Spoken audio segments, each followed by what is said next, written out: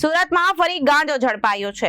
બે ઈસમો 1.81 લાખની કિંમતના 18.177 કિલોગ્રામ ગાંજા સાથે સારોલી પોલીસે તેમને ઝડપી પાડ્યા। બંને ઈસમો ઓરિસ્સાના રાજ્યના ગંજામ જિલ્લાના વિકાસ કંદર્પ પરિડા અને ચંદ્રમણી પ્રભાકર પ્રધાનને ઝડપી પાડ્યા છે। સુરતમાં ફરી ગાંજો ઝડપાયો છે। બે ઈસમોને 1.81 લાખની કિંમતનો 18.177 કિલોગ્રામ ગાંજાની સાથે સારોલી પોલીસે આરોપીને ઝડપી પાડ્યા છે। બંને ઈસમો ઓરિસ્સા રાજ્યના ગંજામ જિલ્લાના વિકાસ કંદર્પ પરિડા અને ચંદ્રમણી પ્રભાકર પ્રધાનને પોલીસે ઝડપી પાડ્યા છે। પ્લાસ્ટિકના કોથળામાં ગેરકાયદેસર માદક પદાર્થ લાવી ગાંજાનો જથ્થો લાવ્યા હતા।